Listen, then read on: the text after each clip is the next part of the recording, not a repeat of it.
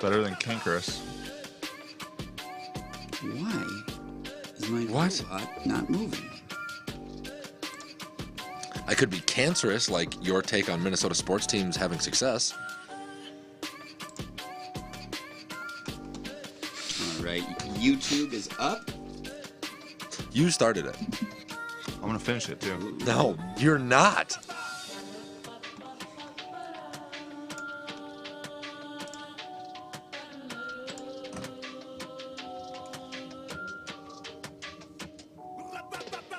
And Facebook we're just waiting for now.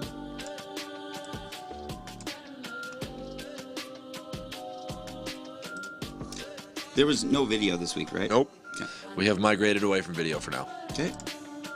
Until I get to a place where I have more Yeah, it's time time. or a fucking employee. Well, if there's ever something really pivotal, don't be afraid to at least reach out to me and see if I can grab something too. But I gotcha. let's see. I have it down to a science, and I could teach it to somebody. It's really not all that difficult. It's just time consuming. Exactly. Which is the whole fucking, this entire business, basically. Preach.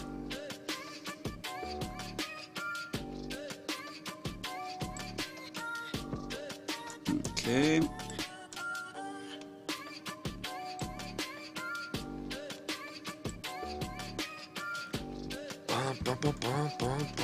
Okay, gents, I'm just connecting the stream, and we'll be live in just a minute. Yippee! Or, I mean, we are live, I guess, so you can share the stream, I should say. Yippee, yippee, yippee, yippee. What's the story that you're most excited to talk about today? Oh, we're leading the show with it. Okay.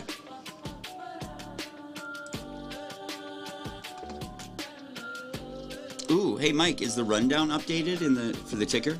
Should be. Okay. Making sure. I just realized I didn't do that, but that won't slow us down.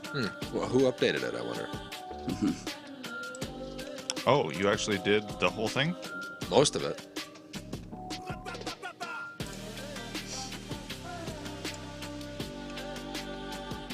Social, come on, social. Okay.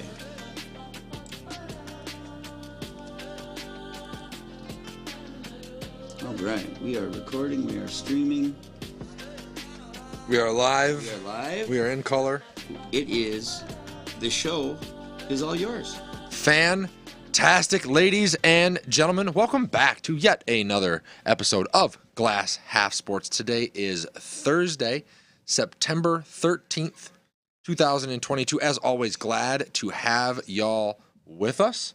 I am one half of your hosting duties, blown in from the morning Chicago wind. A little jet lagged this morning. Nick Huffman, as always, joined by my cantankerous co-host, Michael Mensing. How you doing today, buddy? I'm doing all right. How are you? Not too bad, not too bad. Feeling a little feisty this morning? How was it setting up the studio by yourself? It was fine. Yeah? Yep. Seems short. I think Mike, we're gonna get some good stuff out of Mike today. Mike, if they are sports fans with sports fan friends, where can they go to like, subscribe, and follow? As always, guys, you can find us on Instagram, TikTok, Spotify, Facebook, Twitter, YouTube, Patreon, and Twitch. That's right. We can be found post-show as well on local cable here in the Twin Cities on MCN6. If you're not located in the local Twin Cities, you can find us via the Roku app That's right. through MCN6. Anywhere in the country, folks. And then make sure you also hit that notification bell at the top of all those pages where you go to follow us on, because you will be notified every time we go to post new content. Mike, why don't you run them through what we're going to be talking about today? Yeah, it's a big show today, as always. We're going to go Vikings review into preview for the next week here. We have our preseason Wild Wolf Watch with both teams starting here very shortly. That's right. We have our NFL headline news, NFL Power Rankings 2.0. That's right. We're going to do our NFL and MLB key games moving forward in the next week, and then we're going to play a game at the end called NBA Contender or Pretender. That's because tip-off is this week. It is. We have real basketball returning. We're going to have to re-educate ourselves on some teams that we have not paid attention to since the Wolves were eliminated last year. Yep. Yeah, it's going to be tough. Just one more thing on the plate. Well, where would you like to start, Mike? Let's go Vikings review of the Bears game. Of the Bears game. Okay, now I'm going to ask, do you still have the same feelings prior to the Bears game that you had, or after the Bears game that you had prior to the Bears game about Yes. the Minnesota Vikings? Yes. Okay. I'm going to let you go as to why you think we are in for a rude awakening for the remainder of our schedule. because I think that's pretty much what you alluded to last week, is when we go to play these better teams that are coming up, that this formula will not last. Mm-hmm. Okay, do you want to elaborate on why? I think it's obvious to anyone who knows football and watched that team play. I mean, you needed another last-second touchdown to beat one of the worst teams in the NFL. Correct. It's not going to continue to happen against the better teams in the NFL, and you're going to finish 9-8 because of it. So you're saying that the Vikings and the way that they are playing football with close games in the fourth quarter, no matter who their opponent is an outlier? No, I didn't say that. You're trying to put words in my mouth because you're trying to go down this little rabbit hole that you have statistics drawn up for. It's clear to anybody who knows football, they're not playing good football. They went up 21-3, correct, and then coasted and almost lost the football game. It's bad football. It's pure and simple bad football. See, I'm gonna disagree with you. Okay, that's fine. 70 games have been played between week 1 and week 5. 82% of them have been within one score in the fourth quarter. There have been more comebacks in the fourth quarter this year than any year in NFL history.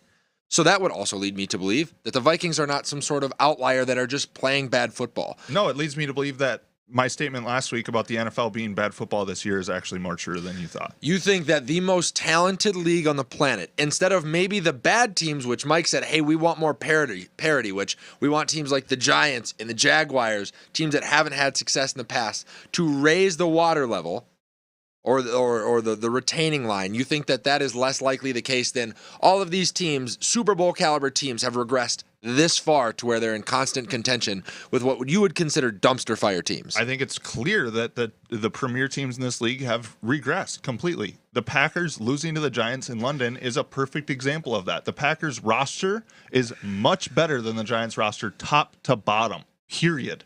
Exclamation point. And the fact that they lost shows that the NFL is not as good as it was last year.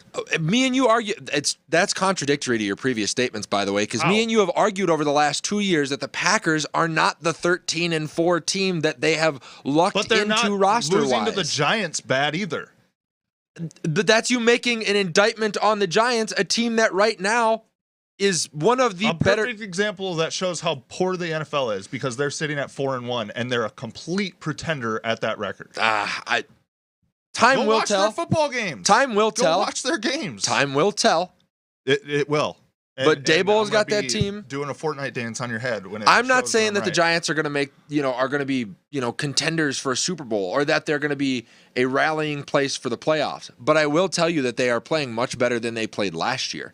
I will make the same argument about the Minnesota Vikings. Okay, Mike, go ahead and name the quarterback that leads the NFL in fourth quarter comeback drives over the last year and a half. Kirk Cousins. That would be correct. Not Tom Brady, not Aaron Rodgers, not Patrick Mahomes, not Josh Allen, who, because by the way... those quarterbacks are up by 2 touchdowns in the fourth quarter. Oh, really? Is that why Josh Allen and the Buffalo Bills are statistically the worst team in one-score games in the fourth quarter over the last 2 seasons? Because they don't play in one-score games. They beat teams by 30. You're going to lead into my point.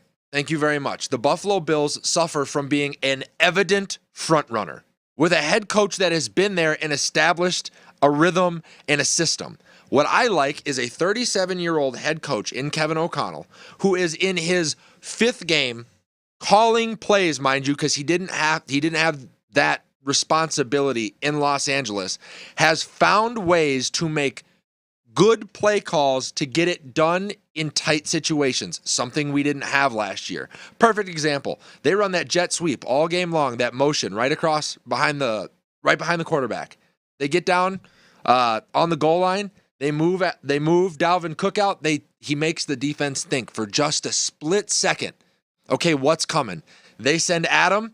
I guarantee you, everybody's thinking that's where the ball goes, and instead they do what the Vikings haven't done all year. Run a sneak across the goal line with Kirk Cousins. That's smart play calling. That's knowing how to just get it done. And me and Gabe talked about this in over the course of the week as we led up to the Bears game. This is a player-led team, and you're seeing certain things that are telling us that when the tough gets going, that this team isn't going to fold up like it has in years past. It's not their offense that has ever folded up, though. Go back and watch their games from last year. They would score with a minute left, and then the other team would drive down and score. Which basically happened in London. In London, they don't get the kickoff without injury timeout. Okay, make excuses completely. That's fine. Continue to make excuses about your average football team because that's what they are right now. They're average. They're above average. They are a playoff contender. And here's what I will tell you. Winning this way early will teach us not only how to win in a more definite fashion down the line in years to come. It also teaches you to play down to your competition. I don't think that They is almost such lost to a the blanket Bears. statement. They almost lost to the Bears and the Saints, who are missing all their star players on the offensive side of the ball. So the Chiefs played down to the Colts when they played them. The Colts are a playoff team. They were a playoff team last year. The Chiefs, a Super Bowl contender, Okay. did or did not play down to the level of the first-round exit Indianapolis Colts. Sure. Okay. Is it as bad as playing down to a team that won, 4 games last year? No, it's not. Did the Packers play down to the level of the New York Giants? Yes. Okay, so this is why me and Mike differ so entirely. Mike's whole standpoint or viewpoint, and correct me if I'm wrong here, is that the level of talent that we are seeing in the most urgent, the most popular, the most revenue-generating league in the world, might I add, has lowered to a point to where now everybody's just average. Yes. Where I say teams like including the Minnesota Vikings, when I hold them to a higher standard. If you're playing what I want you to be playing, you put away that Bears team 34-13. You don't make it a close game and have to have a touchdown in the last minute. That's holding your team to a higher standard. That's being a fan instead of just going 4-1. And I can barely understand your lectures with KOC's dick down your mouth. Oh. It's funny to me, Mike. It's funny because if they were sitting around losing, then you'd be all up in arms. Everybody said we need losing football. Everybody said we needed more Danielle Hunter. Danielle Hunter played a better version of the role that he was in than he had played all year. How many sacks in does this he have last through game? 5? 2. Okay. Cool. Okay, so we're not production out of generating a Danielle pass Hunter. rush. We're literally putting him standing up and changing an entire scheme on defense that has been installed for 8 years. Okay. That's gonna take more than 5 weeks. Sure. Okay. Also, all they talked about all offseason was moving Daniil and Za'Darius around so they could get pressure on the quarterback. 2 sacks through 5 games does not sound like pressure on the quarterback. That sounds like DJ Wanham numbers. I mean, do you want to run out all your most complex schemes and things like that against the Bears since they're so bad? All I've pretty much seen all year is pretty much a 4-man rush with those two coming off the edge with maybe an outlier or 2 per game. You're telling me what? You have 3 schemes that you can run late in the season and you're going to wait until week 14? Bullpucky. They said they wanted more Danielle Hunter. We got more Danielle Hunter. They said we wanted a better version of Kirk Cousins. We got it outside. You take away the one pick that he threw last week, one throw. Kirk Cousins was pretty damn good last week. And then they said, oh, it's the defensive secondary. And Cam Dantzler has stepped up mightily in the last 4 weeks. Yep. Cam Dantzler had a great turnover to save the game against the Chicago Bears. But Mike's whole argument is, oh, the defense is the problem. Last year's defense, that tackle gets broken. Last year's defense. That's not what I said at all. That's not what I said at all. I said it's the defense this year that's actually making plays and saving the offense because the offense produces really well first, second, third drive of the game. And then coaches make adjustments because this is the NFL. Okay, why don't we make adjustments then so we can score in the freaking third quarter? We scored in the fourth quarter. When it mattered. Oh my God. It matters the whole 60 minutes, Nicholas. You can put teams away. You can step on their throats. You can make adjustments to their adjustments. When you're up 21-3 and they make an adjustment to slow you down, you make an adjustment to score off that adjustment. I agree with you. You Exploit their adjustment and continue to score the football. You don't let the Chicago Bears come back 19 points and go up by 1 with 2 minutes left in the fourth quarter. Okay. No, that's bad football. I'm not going to argue with you about this. That is bad football. Did that perfect New England Patriots team, did they have a Super Bowl where they were blowing the doors off everybody? No. How about that super electric, always scoring Chiefs offense? Did they lose to Tampa Bay? Yes. Okay, so the offense isn't the only thing that matters, and running the score up all the time isn't always what's best. You have to learn. We haven't scored 30 points in a game so far this season with your guru OC, so... Yeah, that guru OC got the touchdown that put us in the position to win that game in the first place, Mike. He could have scored that touchdown in the second, third quarter, or early in the fourth. All right, if you're submitting your ticket to exit the bandwagon, let me know now. I'm not exiting the bandwagon. I'm holding my team to a higher standard because I'm not impressed with a 4-1 record with 2 barely wins over terrible, terrible NFL teams. If not for the double doink, we could lose that game in overtime. Now we're 3-2. If not for Cam Dantzler, we're sitting at 2-3 with a loss to the Bears. Oh, how'd the Lions game go, by the way? Was that pretty freaking close, too? They got shut out. No, the Lions against us. I mean, it was close. Oh, okay. So another dumpster fire team that we played down to their level. You say dumpster fire. They're the highest scoring team outside of last week against the Patriots in the league, Mike. That's it. Against other good opponents. They've always been that. They've always been a race to 50 team, and they lose. So, the of race course, to it was 50. going to be fucking close. Context matters. I disagree with you. And as with all the you can youth still that beat a we team have, 45-35 if you have an offense that puts up points. with all the, and we don't need to put up 45 if we're winning the game. Well, if you're letting 30 up to 35, 29. you can. We haven't done that, have we? Outside of the Eagles game, if the water line is 28 and we're at 28.5 or 29 and the other team's at 26 consistently, you can win a Super Bowl that way. You can, sure. If you want to follow the template of the 9-7 Eli Manning led New York Giants, that's fine. I'll follow the template of the really well played football year round, snap in, snap out, when it matters, New England Patriots, and walk away with 6. This team is not playing good football. If you can't see that, you should take off your purple. I don't glasses. think they're playing perfect football. They're playing far from good. I think they're playing good enough football to win games, and it's only going to get better as the season rolls on. Guys will get more Can't get much comfortable in worse. this scheme. We will have more on tape. Like it's just going to get better. I would much rather see KOC learn to win this way. And this is the other point that needs to be made. Plenty of coaches get hired out of that offensive guru, never called an offensive play, whatever. And they'll go into games. Look at Nathaniel Hackett. Would you rather have him? How impressive is he as the offensive guru for Russell Wilson, who before this season, everybody considered to be a much better quarterback than Kirk Cousins? The only gripe I've had with KOC thus far is I think we need to be scoring more points. He has some of the best weapons in the NFL. Yeah. And he's played cupcake defenses, and he hasn't put up more than 30 points in one game. That's my. I'm not calling for his head. I am not saying that he should not have been our pick. That's not what I'm saying at all. I'm a true fan, and I'm holding us to a higher standard because that's where Vikings football needs to be, in my opinion. And we will get there, but you can't crucify the guy now at 4-1. I'm not crucifying him. I'm saying I'm not impressed with your 4-1 record because you're a double doink away and a Cam Dantzler highlight play away from being 2-3 against poor competition. And that guy, by the way, last year folds up.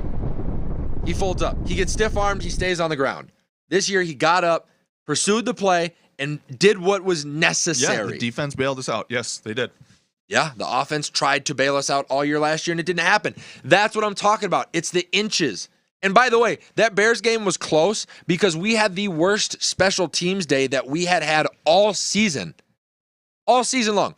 Easily the worst special teams day we had. And that had been a leading unit for us in all the other games that we've played. Okay, so what you're telling me then is we've played great in 2 out of 3 phases of football. And then one has let us down week by week. Some weeks it's the offense being stagnant. Some weeks it's the defense not being able to get a stop. Last week it was the special teams. Okay, if you can just button it up and make progress like all NFL teams aim to do throughout the season, the Vikings will be in a spot that is going to be just fine. We will win the That's NFC fine. North. You can have your just fine spot. I'm holding them to a higher standard. Do the Vikings have a Super Bowl, Michael?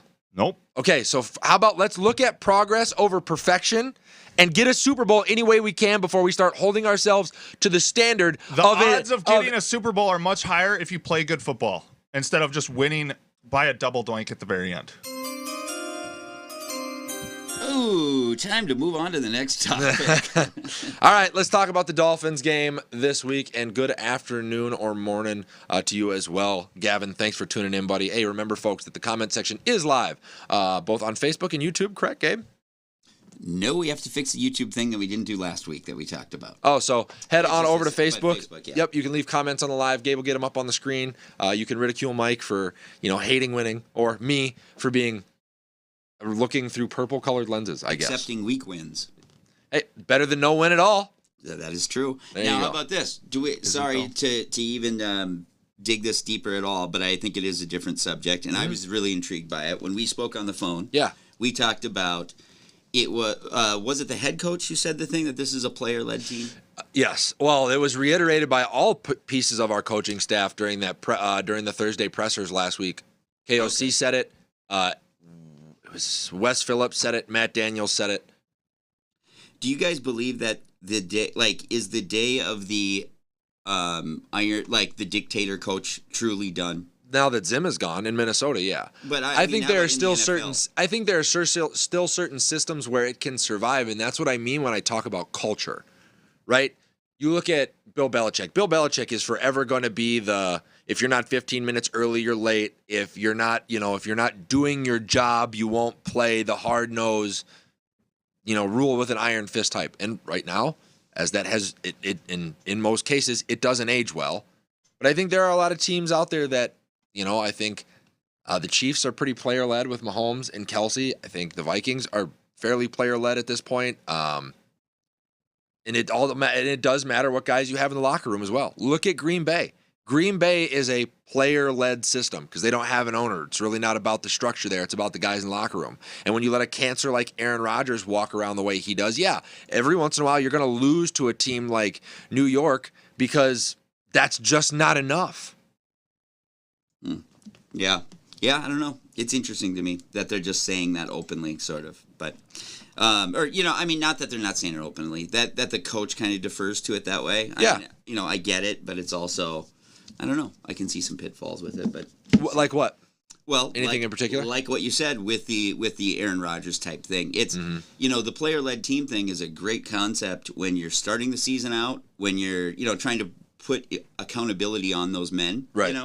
But at the end of the day, as soon as there's discord, it can start getting ugly, I guess. Yeah. So, I'd love to talk to, maybe we should have a Reef back on or something. I'm really curious to know what that locker room really looks like. And if this is if he's the type of coach who can, if it starts to, wheels fall off, right. Can he assert himself and actually command their attention? Or is he just sort of a nice egghead? A nice offensive egghead? For sure. Remains to be seen, right? Yeah. We'd have to see them lose some games, which they're not doing, in order for that to be the case, which I'm more than happy putting that off. Calling Arif Hassan. Yeah.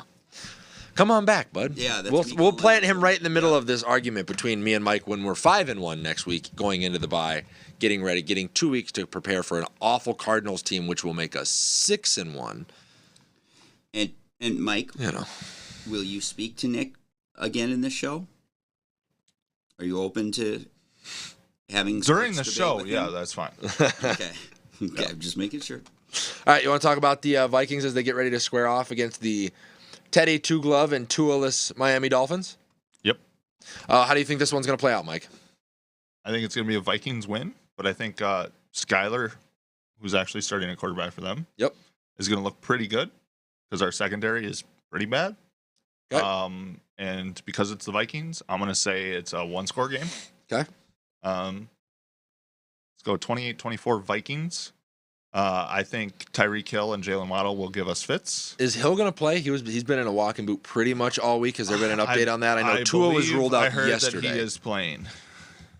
I can look it up right now, but I believe that he is playing. Optimistic Tyreek Hill plays versus Vikings, source says. Perfect. Hill and Waddle are going to give us fits. Yes. The speed is tough for us to handle with the defense that we run. Skylar Thompson was promising coming out of Kent State, even though he's a 7th-round pick. Okay. I would say he's not your average 7th-round pick. So he gives me a little bit of anxiety because there isn't much film on him. Correct. I think Raheem Mostert is going to have a good game. We've had trouble holding him or bottling him up in the past.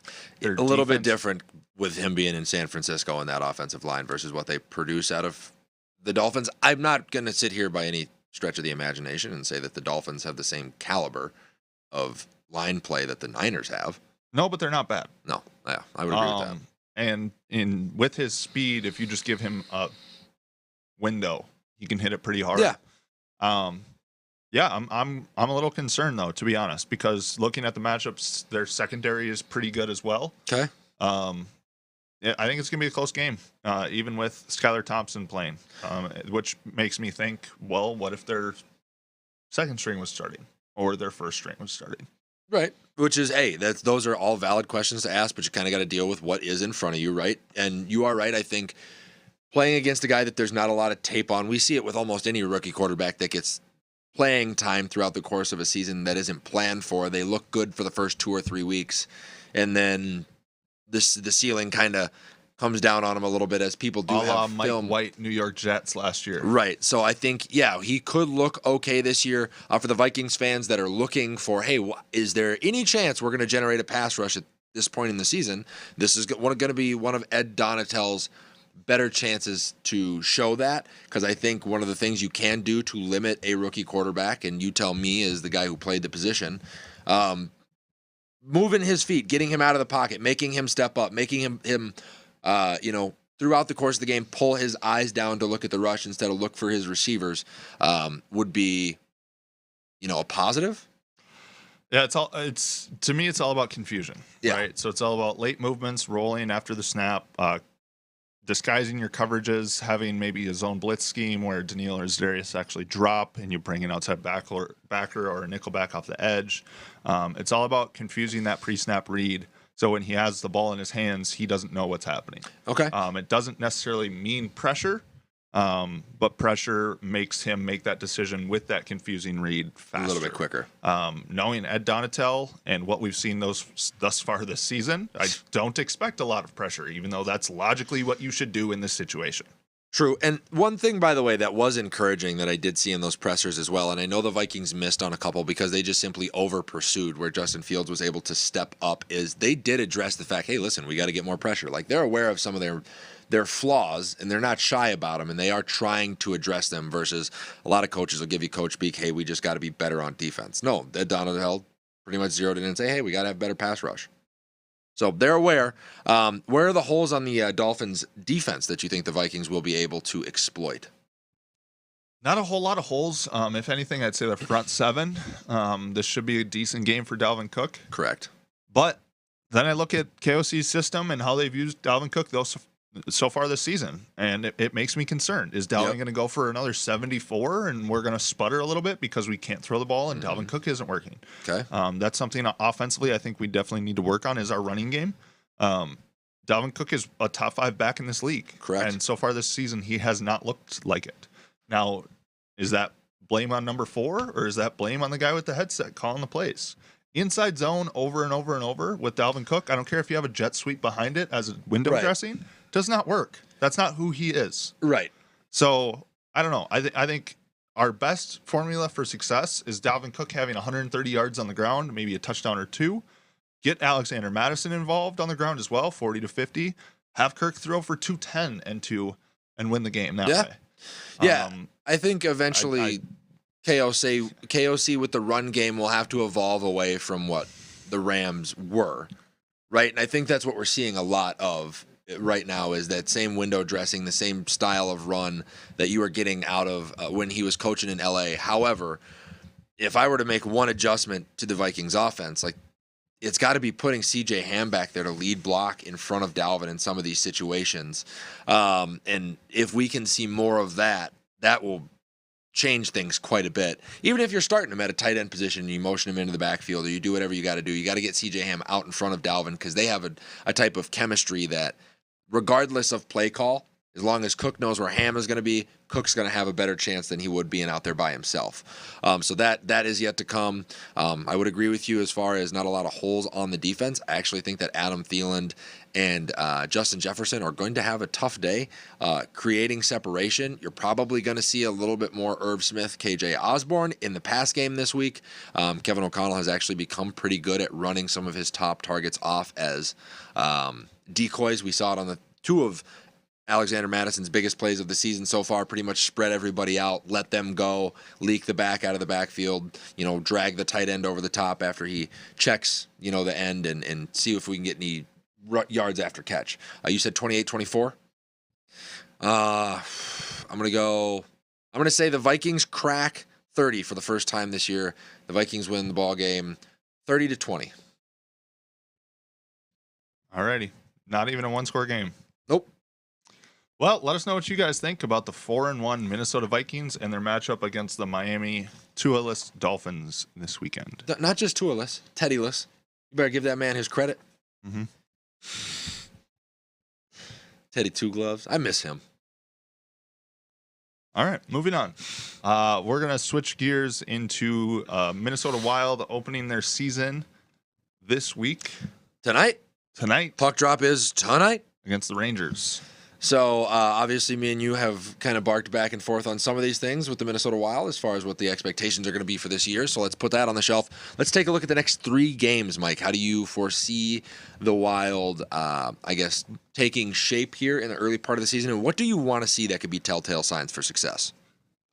To be completely honest, the most logical approach to these 3 games, in my opinion, is going to be a 1-2 start. 1-2 start. I think the Rangers and the Avalanche are both better teams than us. Okay. I'd like us to see a good win over the Kings. I don't think they're as good as we are roster-wise. Okay. They're missing some speed pieces. Adding Fiala helps them in that aspect. Yep. But I think we're a younger, faster team, and we should be able to get out and transition a little bit more. Would agree with you there. I see a team that didn't improve in the offseason, yet their expectations are higher, which logically does not make sense to me. I think really good, deep playoff teams like the Rangers and Avalanche are going to eat us for their lunch. And I think we start the season at home with a loss to the Rangers. I think all of our first 3 games are at home, believe it or not. Things that I want to see in particular, I guess, in specific, is being able to improve our power play over what we had last year. I think that was something, especially in the playoffs, that we struggled with a little bit. So I'd like to see a stronger power play. And then just don't have the lapse on defense. Last year, especially in that Blues series, you could see that there was a hole, and then the Blues just kept going back to it because we weren't we weren't putting a body there. So avoid the defensive lapse, the ability to make the adjustment. There's going to be some youth on this roster. Could it get ugly early? Win-loss record-wise, yes. But I do think that the Wild, as deep as people do not think that they are at this current moment, with some of the youth that they have come the All-Star break, are going to be better than people will suspect because there's going to be a lot of progress made.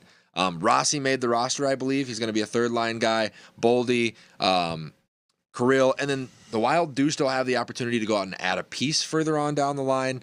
We'll have to see what Andre Flower looks like as he returns for his 80th season in the NHL. And if he can drink out of the fountain of youth a little bit, better chances than one might think. But I would agree with you. I think, 1-2 or 1-1-1 would be right about where I see them to start the year. All right. We agree on something. I'm not unreasonable when it comes to sports, Mike. All right, let us know what you guys think about the Wild 3-game home stretch to start the season. Yeah. Kicking off tonight against the New York Rangers. Will you watch? Maybe. Okay. Maybe it's better than a no. I'll give you credit. That's bedtime, so it depends on... 7 p.m. is bedtime for you. What are you, 40? I didn't say it was bedtime for me. Oh, bedtime for Ty. She coming on the show soon? I don't know. Gotta ask her. Let's switch gears to our other winter sport here, to the Minnesota Timberwolves opener preview. Yeah, they tip off tomorrow night, I believe. 19th. The 19th. Okay. So that is coming up here. A couple of games, obviously, that we're going to be able to watch for as the season does get underway. They did just come off beating the Lakers last night in preseason, which was pretty good considering Ant went 2 of 12 from the field through the first 3 quarters of that game. So it is a plus to see them still be able to outscore teams without him being a focal point. What are you looking for early in the season? This should be a 45-50 win team. Yes. We said 54, right? That was our goal. Should we start a counter? 54? I think that's what we agreed on when we were looking at the over-under. That seems high to me. We'll have to go back and look. In order to basically set yourself up for success, you need to take advantage of weak opponents on your schedule. Yes. Starting the season, we play the Spurs 3 times and the Thunder twice in our first 7 games. And an absolutely gutted Utah Jazz team. And then the Lakers. So, we should start the season pretty well. 10-0? Honestly, the only team that there's a couple teams, Suns, Bucks. Yeah. But other than that, there aren't a whole lot of teams that give us fits until mid-November. So, yeah, should start pretty successfully. really interested to see the Gobert Cat dynamic Yeah. in a regular season game. For sure. Preseason is similar to football, where it doesn't really mean much. There's a little bit more of starters than you would in the NBA than you do see in the NFL, but I would agree with you there. I think we're going to learn a lot about Chris Finch this year in the way that he plays those rotations. His ability to coach, I think, from a player standpoint, the Wolves have everything that they need. Would you agree? Yeah. They have a top line scorer, they have a distributor, they have a rim defender, they have a stretch big, they've got a defensive specialist. Like, they've got what you need to make a run. It is going to come down to Chris. Bench. Yeah, a deep bench. It's going to come down to Chris Finch this year. 110%. So interested to see how he does. I want to see what the defense looks like with Gobert and Cat on the floor, as far as not those two specifically, but how do the other players play with Rudy on the floor? I don't want to see slack defense thinking they've got help side rim protection. I still want to see the nose up, you know what I mean, getting in their grill, defending hard, and then if something leaks through, allow Rudy to come over and get to the rim. And that's what that allows you, Yep. right? Is to play more on-ball press defense. So if you get beat, you have the defensive player of the year waiting for him. Yep. And then also, by the way, a little footnote, encouraged by the way that D'Lo did run the offense when he was in last night, it looks like he might be able to kind of slide into this distributor, game manager, pass first point guard role that we've needed out of him for the last 2 years. Yeah, I mean, his stats are not going to really show it other than his assist numbers, but Right. I mean, he's not the 1, 2, or 3 option on this team. Yeah. And the sooner he realizes that, the better. Yeah, I think right now it's him setting up the offense for Cat and Edwards and some of the other guys. As Ant probably learns to initiate the offense on his own. I think that's the one weapon in his bag that he doesn't really have a good handle on yet. So allowing D'Lo to be that guy is going to be a big plus for the Wolves. And it takes a lot of strain off him in other places as well. So I will not be here on the 20th. So I'm going to make my prediction for the next 2 weeks. Mm. And I'm going to say we're sitting at 4-1 when I'm back in this chair on the 27th. There we go. With a loss to, I want to say loss to the Jazz. Undefeated. We should be. Mhm. Should be. Gabe, are you excited for Wolves basketball this year? I am open to watching. Yes. So I was excited. I'm not happy with our young star who did that thing that we were not. Yep. And that sort of bums me out because I was really excited about that guy, and now it just seems like a moron. But so yeah, that bums me. I can't believe that affects me. But it does. I mean, you're a player hater. It comes with the territory. I am a player hater too. Or he just holds them to like the same standard as normal The human standard. standard. Yep, exactly. But And yeah, when he's a player hater. When they make Not themselves exactly. look like human Albert garbage, Pujols it's hit like 700 home runs, and Gabe's like, fuck that guy.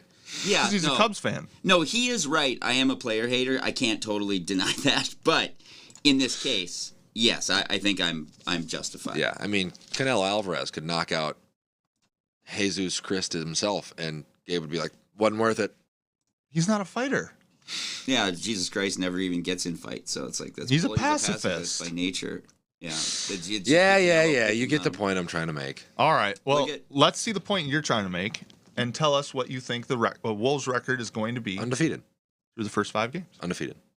Talking to the fans. Oh, yeah, because we have the comment section that they can use. Mhm. Probably go type some words in there. You want me to? Not them. Oh, okay. All of them. Yeah. Then let's switch gears into our Week 5 headlines. Yeah, I saw Are you that. guys aware of that? I was not aware of this. I'm also not surprised by it, and that guy can go fucking kick rocks. So how about this one? Yep, saw that too. Darn it.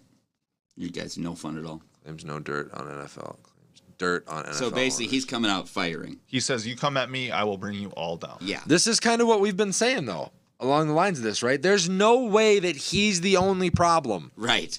You guys are a boys' club. We're boys in a boys' club right now, and we acknowledge that you guys are even more so of a boys' Yeah. club. It's preposterous.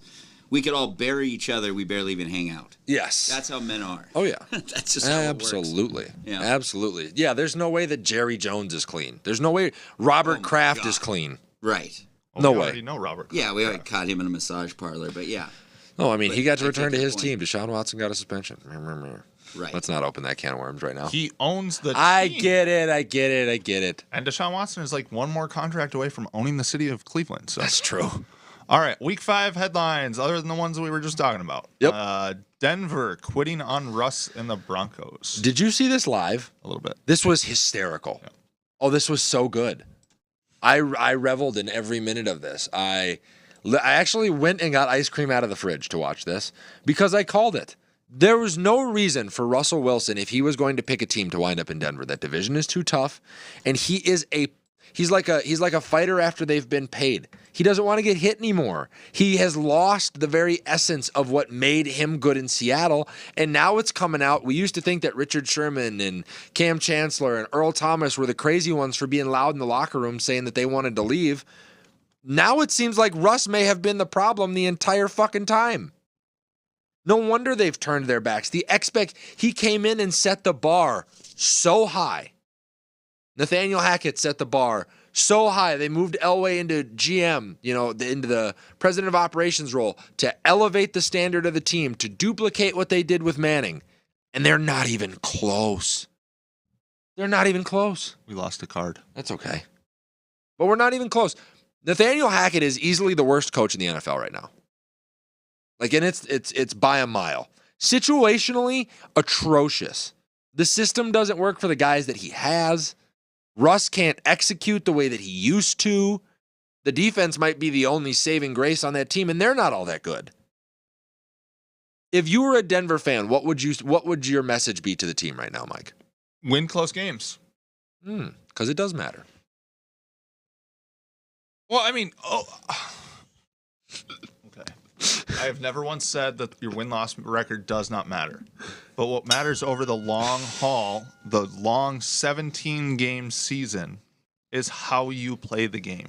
Because if you play the game the right way, for all 60 minutes when it matters, the scoreboard will take care of itself. Oh, for sure.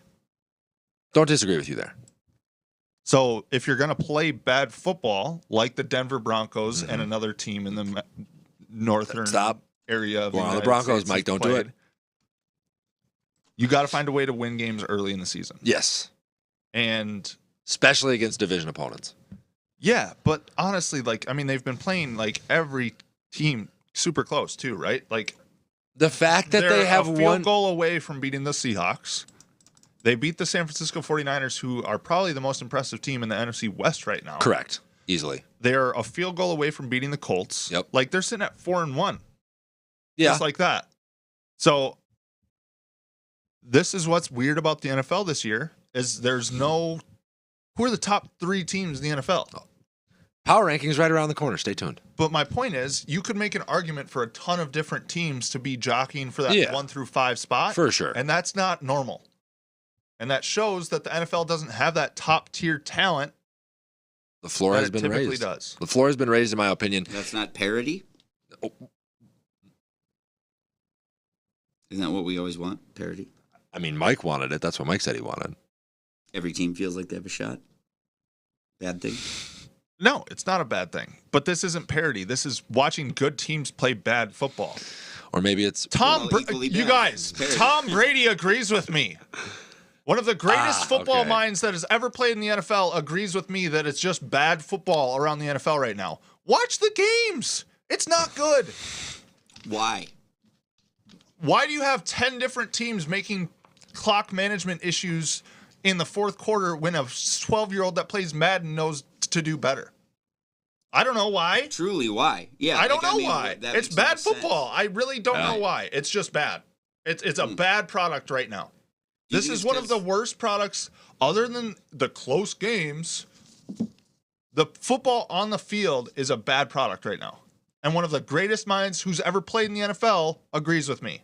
So you can continue to argue. That's fine. Tom Brady also came out against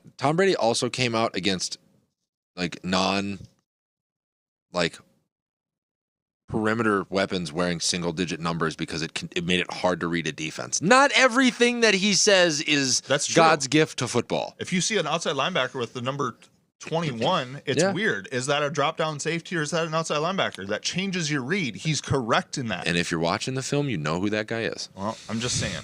Do you guys think? You know who the third string outside linebacker is in their dime package? No. Exactly.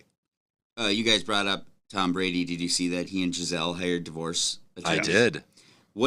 Does that change, like, so as a divorce guy who has kids. Hey, I can join that club. You don't have kids. Yep, you don't have kids. You can't, like, it's such a serious thing that I can't help but kind of look at him in this weird way because I've always erred on the side of, like, follow your passions. Yeah. But to go, was this really worth it, Tom? If this is what broke it, we don't know, we'll never know, or whatever. But Yeah. but it's very odd to me. Like if he, I don't know. Tom's commitment to football is second to none. Well, It and that's sounds the like whole it's- thing, right? right. Since he was 17 years old, Yeah. it's been football, period. Football is his number one priority For in sure. his life. And if Giselle went into that marriage thinking that she'd be able to change that priority, That's her fault. she was fooled. Yeah. I Because agree with this that. man hasn't even retired from the NFL yet. He's signed a $30 million plus deal to become an announcer after his career. Which is going to take him all over the country and have him watching film and doing research to cover the game the way that. Right. Like he's not going to be just out of the game. No. So I don't know what she would like. Honestly, I almost put the blame on her. I would too. It's kind of like You knew what you were getting I mean, into. to be completely honest, when I went into my relationship with my now fiance, I told her straight up, I was like, I like to play video games. That's a thing that I do. So right does it now very on well. our second date, if you're not okay with that for pretty much the foreseeable future, leave now. And anytime she ever says anything about it, I'm like, You knew. I told you I our told you. second date, I play video games. Fair enough. Fair enough. This is it is so weird to simultaneously agree with you and think you sound like monsters at the same time. She knew what she was getting into. She did. Hey, you I'm sorry, but Put she the does. shoe. Okay. you Okay, sound Gabe. like a fucking woman beater or something like No, that. no, no. You knew what hit like. Let's put the shoe on the other foot, Gabe. Yeah. Let's put the shoe on the other foot. Notice I said I also agree with you at the same Right. time. I'm just saying it. It's probably a masculine view. Well, we can acknowledge that, right? Because things change when you have children. Sure. That's my only point. You don't get to say, okay, I agree to have children with you, but I ain't changing. You know what I mean? It's just not really reasonable. That's all. I mean, he had a kid when him and Giselle got married. Oh, that's right. That's right. I would have. So yeah, she knew what she was getting into. Like, she knew what happened. There was literally contextual evidence. I ain't crying for her. You know, No, truly, but no. yeah. And like I And said, she's richer than he is, so and- she's not crying either. Is and the she what? yeah, oh for No sure, way. she's the most you didn't know successful that? supermodel in Yeah. human she history. Could, she But could he's the buy. most successful No, she and- could buy Tom Brady 3 times over. oh yeah. Oh yeah. Look it up. It's I'm crazy. gonna look that up because Yeah, It's nuts. All right. I do believe she's super rich, but yeah. Yeah, but if you, like I said, if you put the shoe on the other foot, everybody would be cheering for Giselle because she's continuing to pursue her passions, and you know what I mean. It's one of those things. What you, guys have don't to take it. understand is I'm just making a play for Giselle right now, and I'm just Hey. I'm doing some white knight shit. There So you go. Tom Brady is worth about 250 million, Gabe. Mm-hmm. Giselle is worth 400. Well, that's because Tom buys all the thing when they go out to eat. Oh, you think he's just bought? He pays for all the $150 stuff, million of worth of course. stuff. Yeah, he pays Yeah. for the groceries That's- and that's everything. why. Yeah, Yeah. that's why. Well, he also spends an obnoxious amount on his body and his brand and Yeah, being but ready I for don't think football. your expenses go against your net worth. He But I pays don't the think rent. that's how that works. He pays the rent. He pays rent, right? I don't think they pay rent. And Gabe. last time when they got a dog, I think Oh, okay. he pays for all the dog food. So yeah, that's 200 mil right there. Yep, All for right. sure. Last thing on the Broncos. At what point, if this continues, because they got all they need this week to come out and maybe be able to at least stop the bleeding. They're gonna play another primetime game. Okay, they are on a long week. They played on Thursday. Now they don't play till like Monday night or Sunday night. And it's against the Chargers, so that's going to be It's going to be in division opponent. If they lose this game, at what point? Because even though the ownership did not trade for Russ, they recommitted to him by extending him and giving him a new deal. Do you start to look at Elway as the problem? And I swear to you, with how involved Peyton was in trying to buy the team, if Elway goes, Manning is your replacement GM, and Manning gets to pick his head coach. That would be crazy if they went to another star quarterback or like another legendary quarterback. In that role. That's the brand for the Broncos. I don't think Elway is the problem. I think the problem lies in one of your first things that you said is that Russ is not the Russ that they brought in. Okay. Elway, I think, is removed enough from the game timeline-wise for him not to have an influence on Russell Wilson. But if you bring Manning in, who within the last decade won Denver a Super Bowl, you're going to heat up the seat of Russell Wilson at least a little bit. Sure. But, like, why is it... Was Russell Wilson on a Hall of Fame career path in Seattle? The simple answer is yes. I'm sorry, but it is. If you take out the last 2 years, yes. It's definitely If you take out his last 2 years in Seattle, yeah. Okay, it's definitely yes. So you're bringing in a future Hall of Famer to continue playing the way that he's basically been playing. And he's nowhere near that level. Okay. That's where the hot seat is. It's nowhere near Elway. I think Nick did make a really good point. But you've committed to him for 7 years. So you thought now were getting a Hall of Fame product. Doesn't matter. Now you got to do does matter. Now you have to do every. This is just like the Carlos Correa thing. When you signed him, you got to do, regardless of if he is who he is or not, because you committed your finances to him. You now have to build an ecosystem around him that will allow him to be as successful as he can possibly be. You've got him for 7 years, damn near, with his contract extension. If Elway can't surround him with the right players, maybe Peyton can. If Elway can't hire the right head coach, maybe Peyton can. But you're through 5 weeks, and they're basically 2 field goals away from being 4-1, and you're calling for the GM's head. Yes. Okay, so if we don't double doink in London, and Cam Dantzler doesn't strip Emir Smith-Marset, that's the difference. You're calling for Kwesi's head? That's the difference between a first-year GM and a guy who has repeatedly proven, not only can I not draft the quarterback, first-year head coach and a first-year quarterback in the system. Yeah. So who who hired the head coach? But the blame. Who hired the head coach? Who put the trade through for the quarterback? I thought it was a good trade at the time. So did you. I did, but guess what? Now you have to deal. You can't look backwards. You have to look forward. You can't blame a GM for bringing in a Hall of Fame. I'm not blaming him for bringing him in. But if you playing up to. Is it not his job to assess that talent, though? Because, I would think he would be in a very good position. And every to single assess. sports pundit thought that Russell Wilson was going to be the catalyst to bring the Broncos over the top. Don't lump me in that category. I did not. I don't think that's true. I saw things like I'm not plugged in as you guys, and I feel like I saw criticism. Yeah. I'm not going to cite anything directly, but I would think Elway was an old quarterback. He knows what it feels like to be an old quarterback. He would have absolutely been in a position to go, hey, Russ, are you really in this?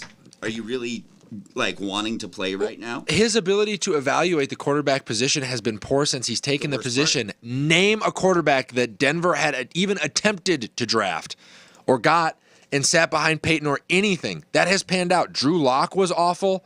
Who's the guy that got the fat contract when he was playing in Houston after they won the Super Bowl with Peyton? Brock Osweiler? What about Paxton Lynch? That he can't evaluate the quarterback position. And the head coaches that they have chosen, while they have been good enough to run the defensive side of the ball, have been inept on offense. This falls on Elway. Okay. Well, here's the thing that Elway's been killing. There's no GM in the NFL who looks more like the mascot of his team than John Elway. I know, Robert Kraft. Also true. Yeah, that's true, too. Well, he's an owner, I Great guess. horsey mouth. Great. All right, Packers lose to the Giants in London.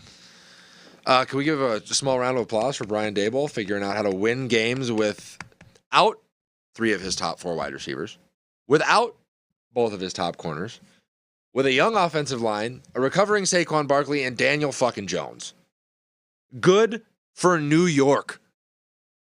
First of all. Second of all, I told you so. The Packers are bad. They're with Aaron now firmly in the I run this shit seat. Nobody can tell me anything. They are headed downhill at a rapid pace. They beat the Bears by 17. They are headed downhill at a rapid pace. They beat the Bucks. Do they still have a knockout punch? Yes.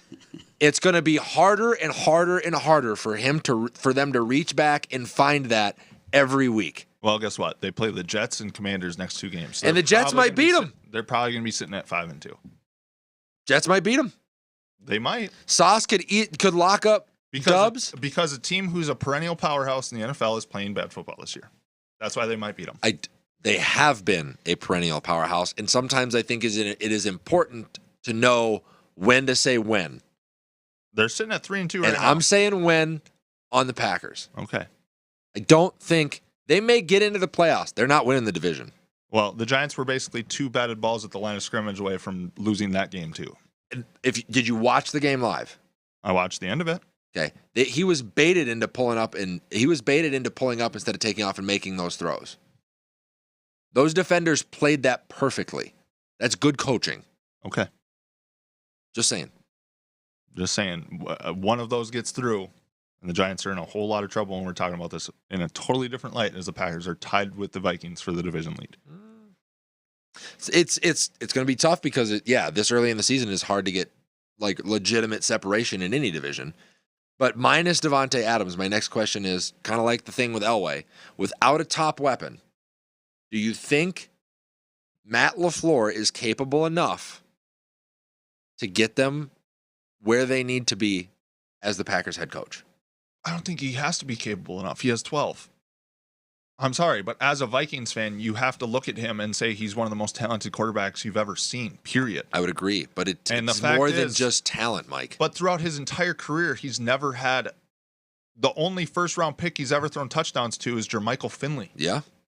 So he's never had a true, stud receiver from beginning to end. Who Devontae... did the Patriots take for Peyton in the first round? Or the Colts? Who did the Patriots take for Brady in the first round? Has the Chiefs drafted a single first round? Oh, they got one this year.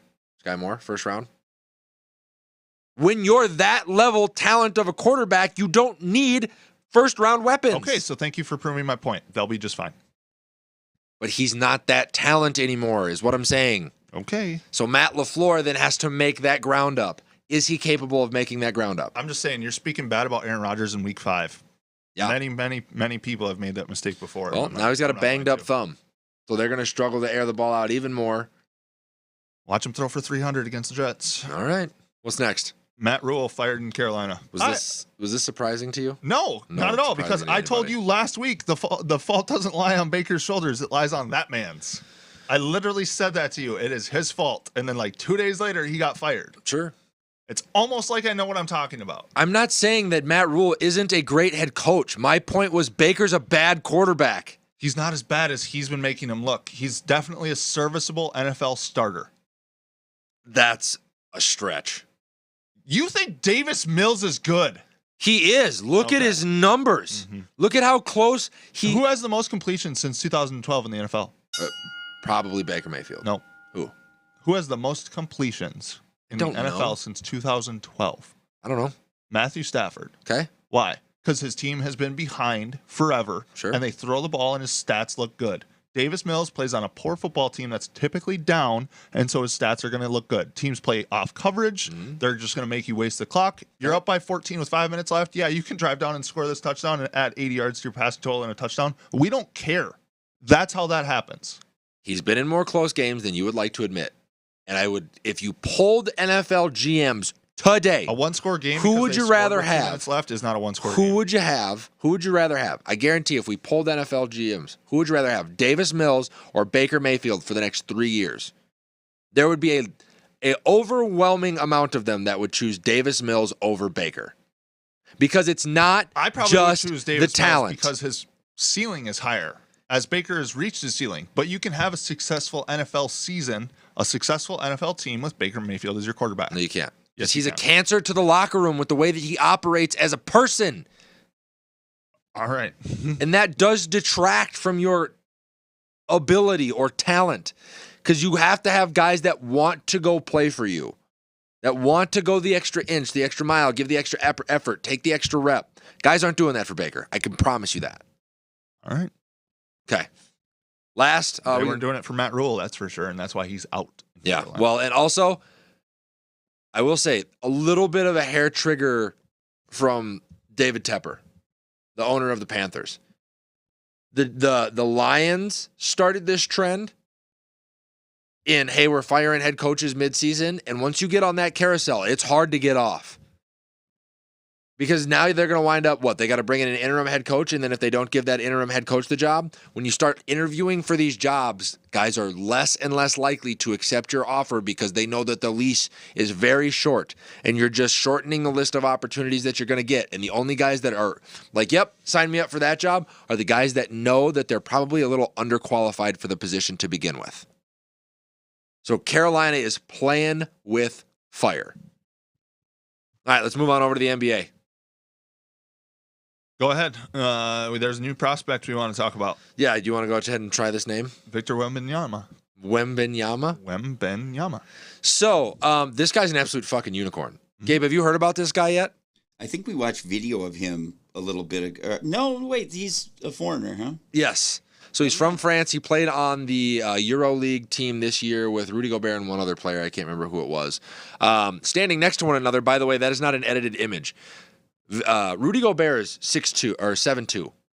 Victor Wembanyama is 7'4", and he shoots the ball like Kevin Durant, like a pure stroke. This is what everybody thinks that Chet Holmgren is Victor Wembanyama. This guy averages 4 blocks a game. He's got a great handle. He's throughout this point in his career, he's still very young. Kid's like 16, 17 years old. He doesn't have any form of injury history. I think he's 18. 16, 2 minutes, 16-year-old phenom. Oh, yeah, October from 2020. 18th, 2020. You're right. So he'd be 18 now. He's going to be the top pick in the NBA draft this year. What do you think this kid's ceiling is, Mike? I think in 5 years, you're going to see the top 2 players in the NBA be Chet Holmgren and Victor Wembanyama. Nah. In 5 years? Yeah. You'll in 5 years from now, you'd take Chet over Ant. Yeah. Ant's comments like bump him down a little bit. Stop it. As a basketball talent, you would take. I think Chet has a higher ceiling because of his length and size. Yes. I think he could be more dominant in a game. I think Ant is Ant is not a unicorn. There are ants. Yeah, absolutely. What Ant is this generation's Dwayne Wade. We've seen this before. Yeah. Chet Holmgren and Victor, we have not seen that before. Durant.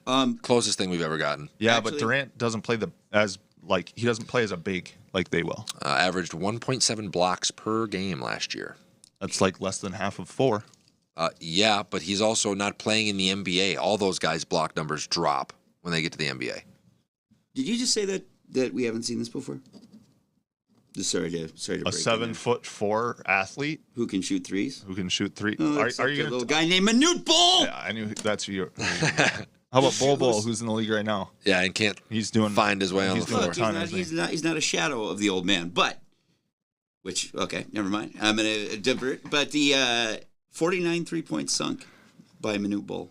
Yep. 49 3-pointers, and and he wasn't allowed to do it.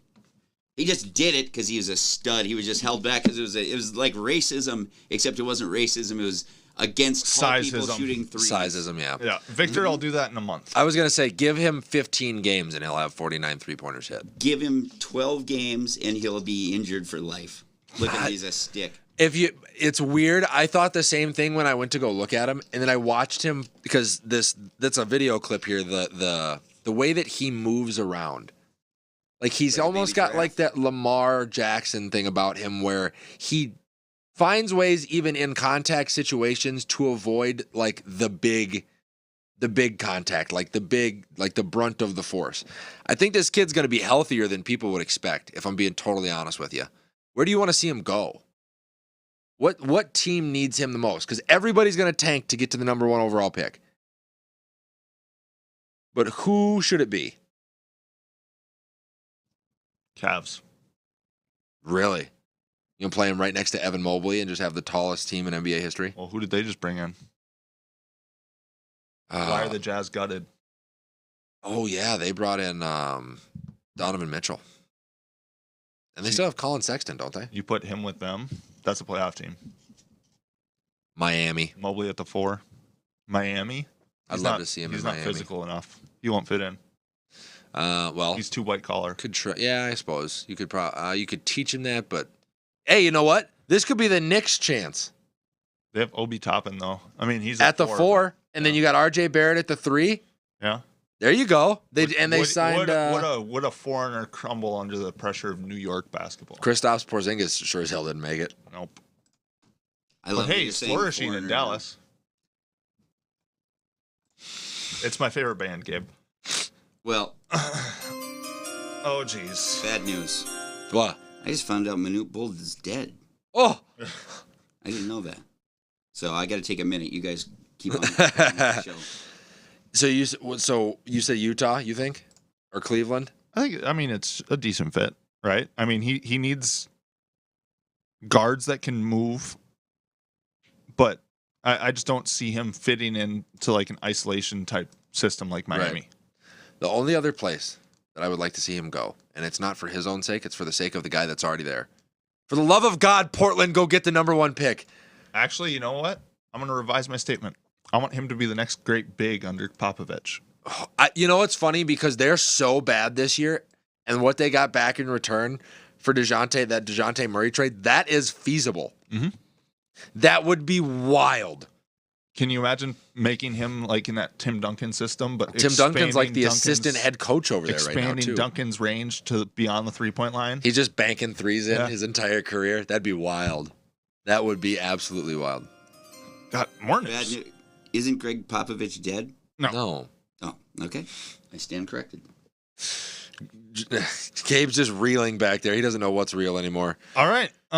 Speaking of reeling, Jordan Poole is reeling because of an altercation that happened in practice. Why don't you walk us through that? Yeah, so all I really have to say about it is he's the guy. Draymond Green is a detestable individual. I don't like anything about him. He has ventured into Aaron Rodgers territory for me. And I don't know at what point Steve Kerr is going to go, what the fuck are you doing? How many times are you going to allow this wrecking ball to almost derail a dynasty? We just were talking about all these head injuries in the NBA or in the NFL. You think that didn't cause one, or it couldn't have, with the way that it transpired and had permanent effects on what is going to be the future of your front court after Stephen Curry leaves in Jordan Poole? I understood it when it was him kicking people in the nuts in the playoffs, but he was a Defensive Player of the Year candidate. I understood it when this was a team that was no matter what, with Klay Thompson, Draymond Green, and Steph on the floor, going by themselves, going to be able to make the NBA Finals, and he was cussing out Kevin Durant. But Draymond Green no longer has the level of talent and productivity on the floor to sweep actions like this under the rug. I would have cut him. Well, how about the fact that he actually covered for him? Does Steve Kerr, because Steve Kerr is Mr. Sensitivity in the NBA, right? Like, he cries when there's shootings. Mm-hmm. He's outspoken with that stuff. I was surprised when he came out and said, look, there's been 20, I've seen 20 of those in 30 years. He absolutely downplayed it. He's he's covering his ass. What do you read into that as? Are they... Kerr's in a unique position because he got punched in the face by Michael Jordan. Right. So, And he knows it was his fault. yes. So I'm going to say this. I bet Jordan Poole didn't say, hi, Draymond. No, I would agree with that. But the other piece of this is you watch that clip back, you know who Draymond is if you're part of that coaching staff. There were 2 coaches standing beside them when this happened. One of them walked over with Draymond Green. The minute that Jordan Poole pushed Draymond away from him, both of those coaches should have stepped between it. But instead, they let it happen. Sometimes, here's the thing. If they pull him away, it's still an issue. Of course it's still an issue. Now that they've gotten it's going to be an issue now. You'd be surprised. Has there been any word on what the dude said? Or, what they were jawing about? I actually can't believe that hasn't leaked. No. Well, I get- and well, that's I- the thing is the video of the the whole altercation wasn't supposed to leak. Yeah. Well, sure, but that's why I'm saying if that gets out, you would think that the chatter would too. But They won't let it yeah. get out. Not especially now after the video has gotten out and they know that there's a leak. Who's the guy that reports for the NBA? Jalen Rose. He's one of them. Jalen Rose is close with both of them. He grew up, watching, Michigan State, Draymond Green guy, and then he's known Jordan Poole since childhood, and he's already reported, no matter what's going on, that relationship is irreparably damaged. Well, it's probably irreparably damaged before this, though. That's my whole point. Is I'm sure they didn't go into that practice on the greatest of with terms. just candor. Yeah. Like, something like this is definitely 50-50. Oh, so, for sure. And that's why Steve Kerr isn't taking sides, because he's the leader of all of these men, and not just Jordan Poole and not just Draymond Green. His job is to bring them together and have them be a cohesive unit. How'd that turn out when he tried to do that and just kind of let this whole thing play itself out with Kevin Durant? Kevin Durant wound up going to a different city. Did they win a ring? Did they win a ring? Yes. Okay. Could they have won? It was pretty successful. For the guy that looks at the future, could they have won more rings with Durant and without Draymond? Did they Yes. win a ring this year? They absolutely could have. Did they win a ring this year? Did Draymond Green contribute? Did the Warriors win a ring this year? Yes. Did Okay. Draymond Green Did contribute? Kevin Durant? No. Okay. Did Draymond Green contribute? Did he play decent defense when they No. needed him to? Yeah, he did. No. Okay. There were stretches in there where he was downright atrocious. I would have rather until had, like game 4. I would have rather had Ben Simmons. Oh, stop. All right. Well, we have that great sports mind going into our next segment, NFL Power Rankings 2.0. You're going to give your teams 10 through 1, and I'm going to give you rebuttals. Yeah. So let's hear teams 10 through 7. I got a lot of flack for my last one. Kind of hard to do off of 2 weeks since we don't do this weekly. So whenever Gabe is ready, we can jump right into NFL Power Rankings Just 2.0. actually, give me a second, and I'm going to distract you guys with something because I've been watching something and I've been obsessed with it. I want to know if you guys have seen it. Have you seen what's it called? Winning Time. I have show not Winning watched Time. it yet. You Mike haven't? Mike has seen it, yes. You would be blown away at how much Magic Johnson likes to go down on women. It is so weird to see this stuff of these people who you have known and heard of, like the way they're portraying them. I can't even. If this is truly who they are, like it just blows me away. Like you've got to watch it. I mean, it's very good. It makes me love Jerry Buss. There's an interesting skill in this life of ours that many people don't have. Compartmentalization. It's separating the people from what they do. So Magic Johnson is one of the greatest NBA players of all time. He's also an extreme, in my opinion, sex addict, or was. Some people have that, yeah. Don't look at me. So, I mean, you have to separate, like O.J. I Simpson feel that. was a great NFL running back. Yes. Horrible person. Ray Lewis, great NFL linebacker. Not a great person. Aaron Rodgers. Great person. Not a great NFL. No, I'm just kidding. See, I am aware of this, guys, just to let you know. But it is, the show's bananas. You got to watch it. It I'll have truly to take a is. look. It's great. I'll have to take a look. That's the HBO one, right? Yes. Yeah. Yes. Yeah. I paid for HBO for it. Jerry Buss in that one. Is awesome. I love Jerry Buss. Yeah, now. it's Jeannie was just on with Rich Eisen the other day. Really? Yes. I love that whole family now. Me too. All right. We have music there, Gabe. Sure. We can get underway here. Anybody that you are expecting to be on this list? no. All right. All right, let's start. NFL Power Rankings version 2.0. At number 10, I've got this as a dead tie because it's splitting hairs. Both of these teams are playing great football right now, but they are incredibly hurt, so I'm very interested to see what it's going to look like. They're hurt in different areas, but I'm incredibly interested to see what it's going to look like as they get healthier. When the Dolphins get Tua back, and as the Giants get some of their pieces back, both of them with first-year head coaches, what is that going to look like? But as of right now, it looks like they'll be better than a lot of teams in the league. So I do have a dead tie between the Miami Dolphins and the New York Football Giants at 10. Okay? At number 9, I do have the Minnesota Vikings. Yeah, we all know that they have flaws, but they can and have proven that they can win ball games close. And the roster itself, on the way that it's grading out, and a lot of the reports that you're hearing from guys that are a whole lot smarter than us when it comes to covering this sport say that Minnesota is a legitimate threat not only to win the NFC North, but to win a playoff game this year as they continue to get better. So at 9, I do have the Minnesota Vikings. At 8, I have the Dallas Cowboys.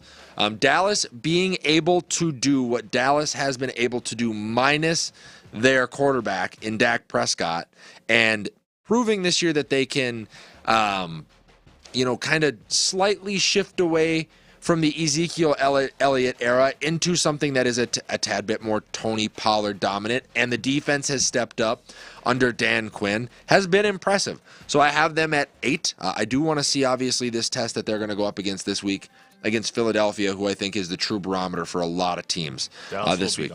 And then Phillies fall. Yep. And then number 7 is the Cincinnati Bengals. Now, I'd have had them a little bit higher, but there's just something that doesn't seem right with Cincinnati this year. I kind of said this when we went through the original power rankings. They've got all the right pieces, but the fact that they spent all that money on the offensive line, and then they pretty much brought back every other weapon on offense and defense, and don't look nearly as good today as they did during their playoff run. I don't know if anything like alarming is up, but I'm not putting them in my top 5. And they just lost to Baltimore, which is going to be on this list here. Yeah. All right, so Mike, rebuttals from picks 10 through 7. The Giants are not playing good football. That's laughable. NFC East, best division in football. Okay, well, that's the mind that's bringing you these power rankings. Dallas Cowboys, yeah, it's been impressive, but they're basically a Micah Parsons show right now. Yes. And teams are going to figure that out. Cincinnati is, I think that's pretty accurate for Cincinnati. They're a Joe Burrow being himself away from being in the top 5, because that's what I've been seeing lacking, is his creativity in the pocket and his creativity in extending plays has not been what it was last year. Just so you're saying he's almost like just expecting the offensive line to do. His confidence is where it was. Okay. Where in that playoff run. Yeah. And I think that's something, coming back from an injury, you're going to see that start to form in October, November here as we progress through the season. Okay. Skipped over the Vikings there, I noticed. Yeah, they're probably where they should be. All right. Based on their record, they're a top 5 team, but that's nowhere near accurate. I'd probably say 9 or 10 for the Vikes. All right. Awesome. All right, let's go through 6, 5, 4, and 3. There we go. So at number 6, I have the Baltimore Ravens. Obviously, they just came off that win over Cincinnati close. The only cause for concern, as far as me putting them higher on this list, is still that defensive secondary.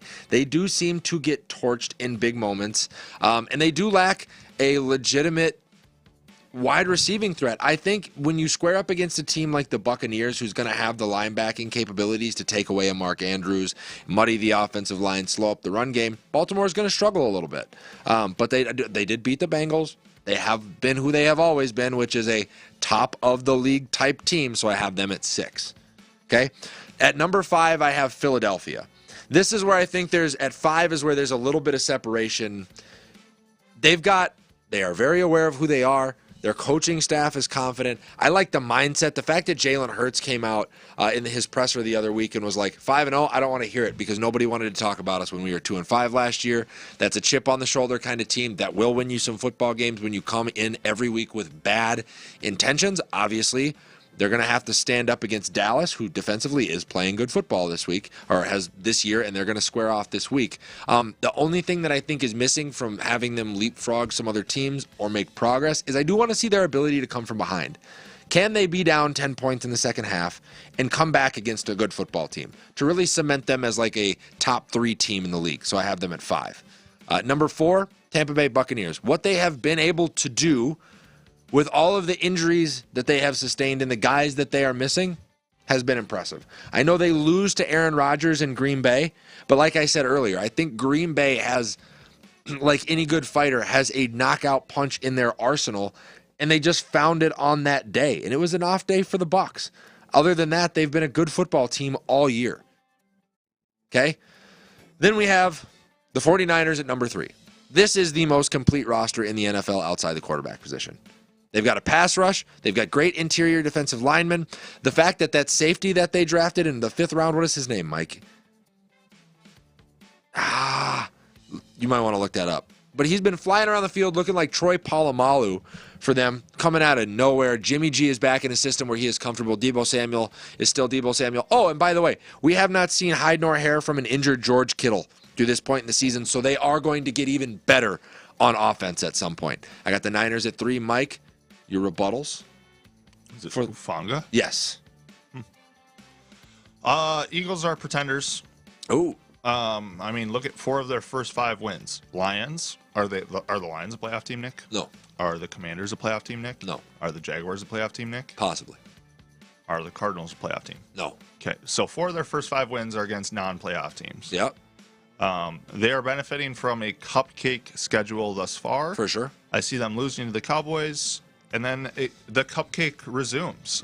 Steelers, Texans, Commanders again. So I think the Eagles are going to be that team that's 12-5, and that's really, really not good when the playoffs come around. Fair enough. Fair enough. Bucks. It's tough to agree. Tough to disagree? No, it's tough to agree on that one. Looking at, lose to the Chiefs, lose to the Packers, and then you barely beat the Falcons, who are a bottom feeder team. Yep. Outside of week 1, I haven't seen anything really impressive out of Tampa Bay. But again, now they have the Steelers, then they have the Panthers. I mean, they're going to be sitting at, 5-2? So that's kind of the weird thing about the NFL this year, and it proves my point, is that these good teams that have these good records are not that good. Are we seeing the polar shift, Mike? We're seeing. I mean, every once in a while, you'll see franchises that have been perennial just kind of dip, and then they'll be replaced by some teams at the bottom. Is this the start of that? Possibly, but I really think that it boils down to the product of the football that you're seeing league-wide. Like, you have your number 3 team in your power rankings losing to the Packers. My number 3 team's the Niners. Or number 4 team. Yes. And they lost to the Packers 2 weeks ago. So it's like, I don't know. The Packers aren't on your top 10 at all. No, they're not. So, I don't know. I think it just shows that the good teams don't play great football. They just win games. I mean, some people say results are what matters. My point is, the stuff that gets you the result that you want is going to be more important over the long haul. And the Niners are probably the one team that's showing that. They're playing good football, and the results are speaking for themselves. Absolutely. All right, let's get to the top 2. You know who they are, Mike? Yeah, of course. Oh, okay. So at number 2, I have the Buffalo Bills. I would have them at number 1. I know I said earlier in the show that they have the worst record in one-score football games over the last 2 years, and I think that's what they lack. A solid running game and the ability to win close. Now, I will say this. They are also talented enough to blow the doors off 90% of the league. So how often are they going to be in situations where they need to win a close ball game? Not very frequently, but that is what's going to make the difference, between them and who I have at number 1 in the Kansas City Chiefs. The Kansas City Chiefs might be the only team in NFL history that offensively, structurally, depth-wise got better getting rid of a weapon like Tyreek Hill. Patrick Mahomes has separated himself into a different echelon of talent at the quarterback position now that Tyreek is gone. His ability to distribute the ball to multiple targets, run the offense effectively. I mean, Travis Kelce doesn't even need to rack up a ton of yards. 4 touchdowns on 25 yards, Mike, that's pretty good. That's knowing when to use your most valuable weapon. It's Kyle Rudolph-esque. Yep, and that defense, you give me Chris Jones and then build an ecosystem around him, that defense will hold up. So I got them at number 1. It's going to be real interesting this week to see them square off against one another. It's just interesting. Yeah. Bills have blown teams out 3 of the first 5 games. Yes. Their one loss is in Miami. Close game. And Miami's a playoff team. Yes. Who's Kansas City's one loss against? The Colts. Colts. Are the Colts a playoff team? Are they on your top 10? You know, So which loss is worse? I think everybody has a bad day at the office. And I think Did they have a bad day against the Raiders, winning by 1 point? Raiders aren't up there, are they? they are not, but I will say this. The Raiders' combined losses this year are a total of 17 points.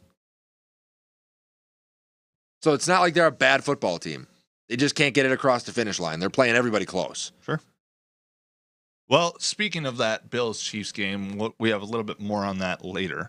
Let's touch on an AFC West matchup as we move into week 6 here. Yeah. Broncos at Chargers Monday Night Football.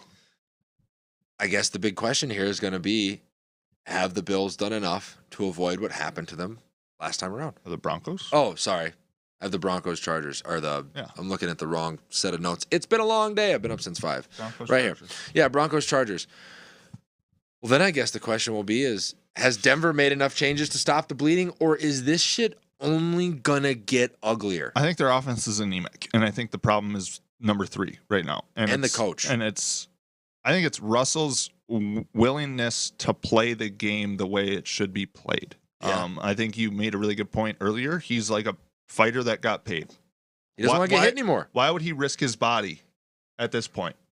So I'm going to say Chargers 24, Broncos 13. Their offense continues to look anemic. Yeah, I have the Chargers winning, and we're going to go ahead. If the Broncos lose this game, is their season over? Because here's the interesting thing. With Sean Payton, who obviously wants to get back into coaching being available, if Denver loses this game, Carolina has already fired their head coach, so they're free to look wherever they want. Do the Denver Broncos risk losing the opportunity to go out and get the head coach that might be able to fix this in year 2?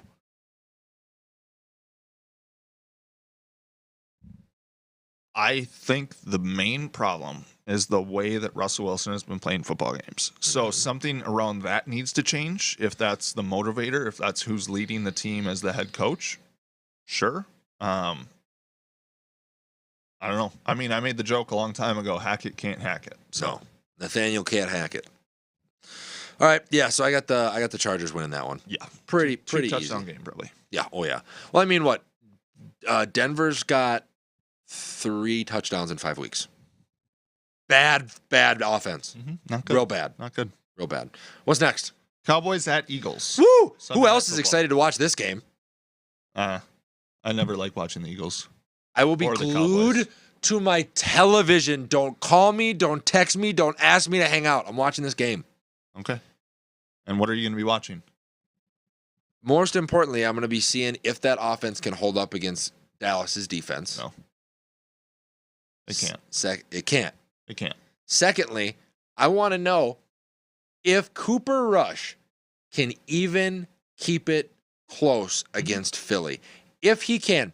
If Dallas somehow ekes out a win here, which you think they're going to do, you can't go back to Dak even if he's healthy next week.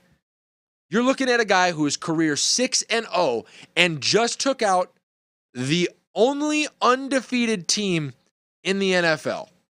Now you do have a quarterback controversy. But that's the way the Cowboys operate without Dak, right? Yes. It's definitely more of a team-reliant effort. It's more defense, run the ball, control the clock. This is what they were when they were good with him in his rookie year. Yep. What changed? Dak has shown that he can throw 35 touchdowns and 4,000 yards. So why would But you they not use that don't need weapon? him to. It's crazy. And that's what's wild, because if Dallas wanted to be a Super Bowl contender, they would say, "Yep, we're going to line up and run the ball 40 They would times a follow game." the Niners Yes. strategy, right? Yes. They have the personnel to do so. They would form into that team instead of more of like a Packers-esque. Which is funny because the whole narrative when everybody was like, pay Dak, pay Dak, pay Dak, is everybody was like, Dak is closer to Pat Mahomes than people think. I think Dak is closer to Jimmy G than people realize. Yeah. Yeah. I mean, Dak Prescott is the Southern Kirk Cousins, Yeah. right? Got to run it. Got to play good defense. Got to be efficient. When you send him back there 40 times a game, you're flipping a coin on whether or not you're going to win or lose a ball game. Agreed. But that's not going to happen on Sunday night. Cooper Rush is going to throw the ball 17 times, and the Cowboys are going to win. Really? Yep. You think that they'll be able to move that defensive front around with Jordan Davis? and those guys? 27-20 Cowboys. Ooh, I had this as a little bit more of a low-scoring affair. I think I had this one at.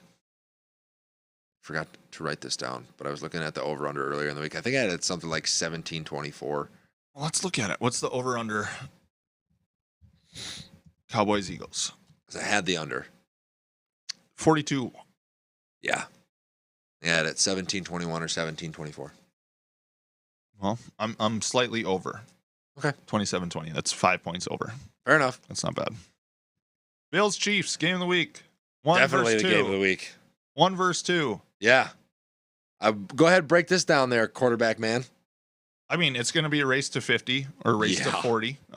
It's at Arrowhead. Tough place to play. Josh for Allen has a nice chip on his shoulder with how they ended the season last season. Yep. I think Josh Allen has 350 yards. I think he has 3 or 4 touchdowns, maybe 1 on the ground. And the Bills lose by 4 points. So we're going to see. Oh, I'm going to they go lose by 4 points. 38-35 Chiefs. Okay. It's Arrowhead. It's Patrick Mahomes. Chiefs find a way. They always do.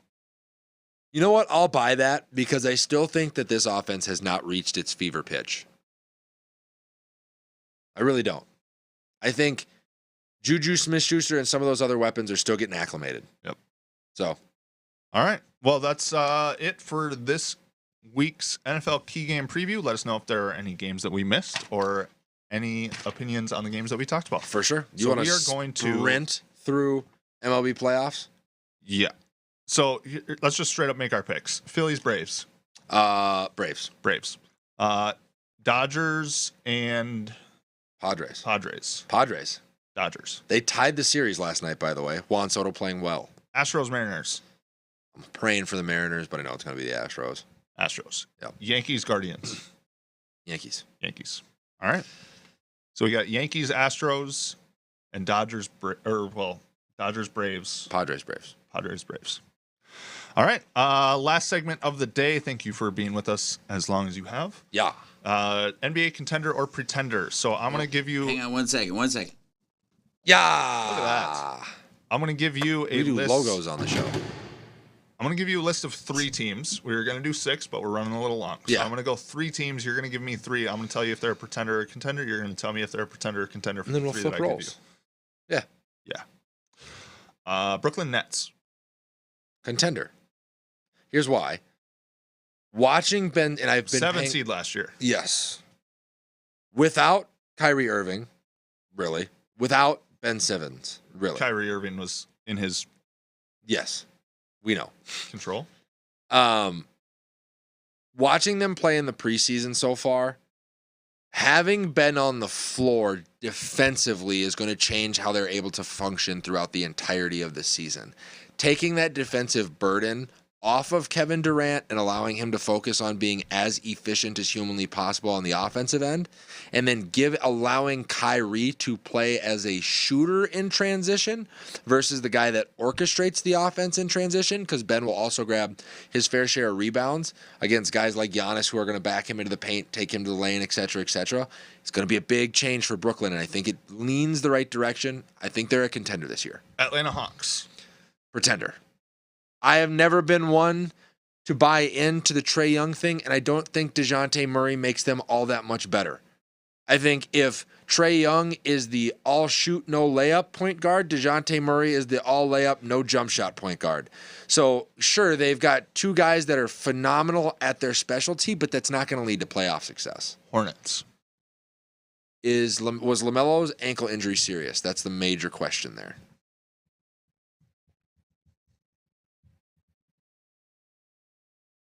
Ankle sprain. Ankle sprain. Status uncertain for opener. So he'll just be out for the start of the season. I think they're still a pretender.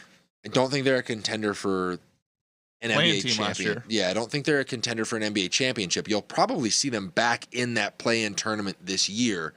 They're missing a piece. I know they think it's Gordon Hayward, but they need to replace him with a legitimate something to support LaMelo, because as much as people want to hate on him, he's made plenty of progress.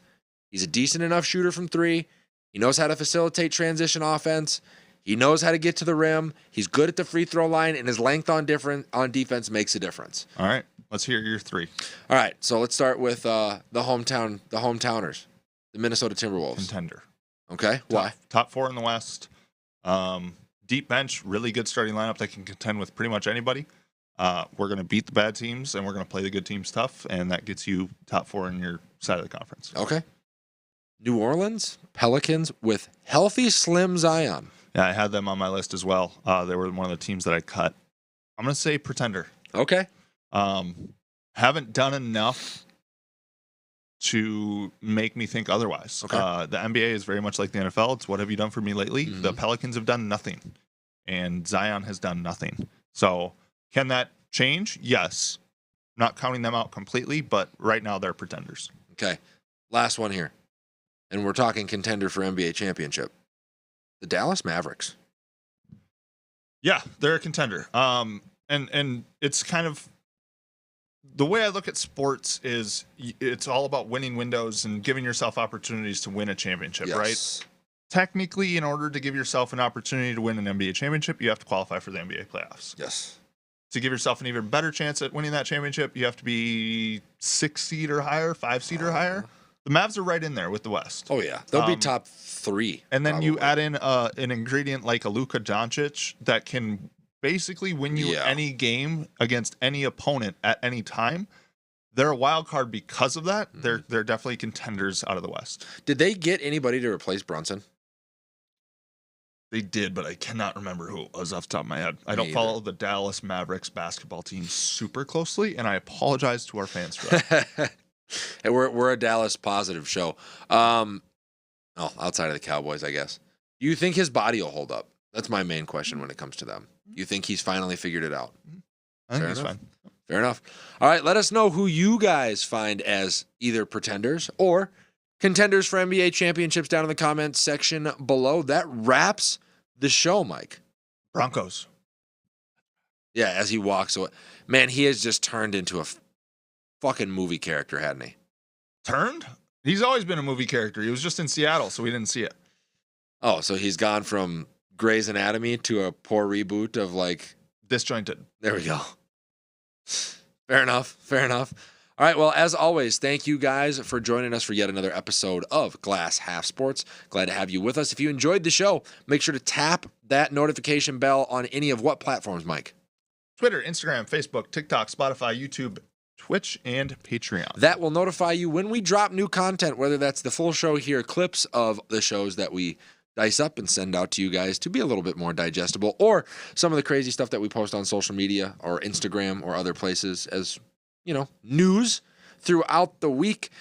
Be sure to join us next week as we are going to be taking a big bite out of the UFC Supercard, the MLB playoff results. The Vikings are going to be on bye, so we'll get a good chance to talk about them as we get ready for the Cardinals, which will be 2 weeks after that. And then a first look at the Minnesota Timberwolves and the Minnesota Wild as they tip off their season. Did I miss anything, Mike, that we'll be covering next week? That you'll be covering. Oh, and Mike won't be here, so make sure you tune on in to avoid all of the negativity. Mike, anything you want to say pre-hiatus here? Roll skis. Roll skis. There we go. Good luck, by the way. And we will see y'all next week. Until then, stay safe, take care, have fun. That's right. I'm exhausted.